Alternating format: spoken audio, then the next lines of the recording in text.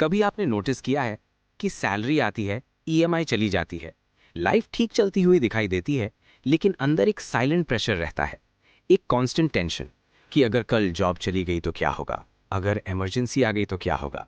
क्योंकि सच ये है कि हम में से बहुत लोग अर्न तो कर रहे हैं, लेकिन सिक्योर फील नहीं कर रहे।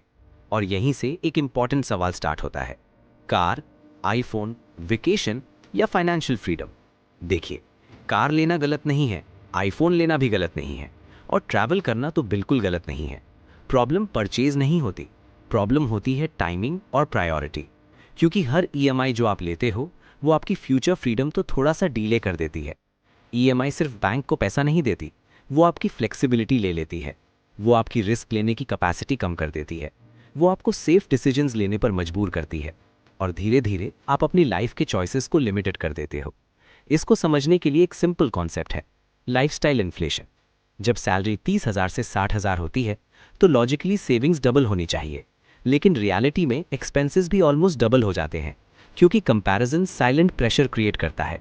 ऑफिस में सबके पास कार है, फ्रेंड्स के पास लेटेस्ट फोन है, सोशल मीडिया पे सब वेकेशंस पे है, और हमें लगता है कि अगर हम पीछे रह गए तो हम फेल हो गए।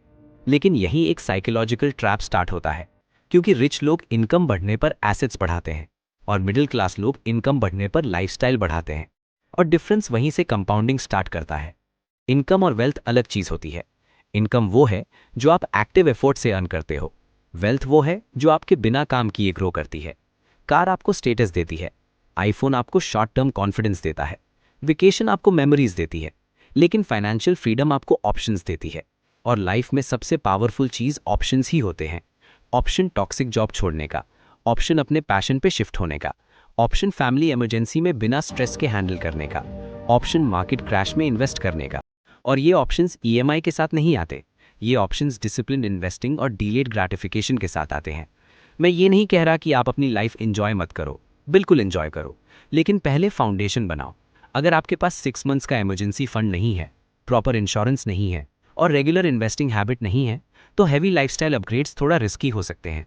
घर पहले बनता है, फिर उसमें डेकोरेशन होता है, लेकिन हम लोग अक्सर पेंट पे पैसा लगा देते हैं, जबकि स्ट्रक्चर वीक होता है। मिडिल क्लास स्टक इसलिए नहीं रहता क्योंकि वो कम कमाता है, मिडिल क्लास स्टक इसलिए रहता है क्योंकि वो हर बार शॉर्ट टर्म कंफर्ट चूज करता है लॉन्ग टर्म कंट्रोल के ऊपर। और धीरे धीरे 10 साल निकल जाते हैं बिना रियलाइज किए कि हम सिर्फ ईएमआई मैनेज कर रहे थे, वेल्थ बिल्ड नहीं कर रहे थे। इसलिए आज का डिसीजन सिंपल है लेकिन पावरफुल है। क्या आप टेम्पररी स्टेटस चूज करोगे या लॉन्ग टर्म स्टेबिलिटी? क्या आप कंपैरिजन के प्रेशर में डिसीजन लोगे या क्लैरिटी के साथ? क्योंकि जो चॉइस आप आज करते हो वही आपकी अगले 10 साल की डायरेक्शन डिफाइन करती है। और शायद फाइनेंशियल फ्रीडम एक दिन में नहीं मिलती, लेकिन हर डिसिप्लिन डिसीजन उस डायरेक्शन में एक स्टेप जरूर होता है।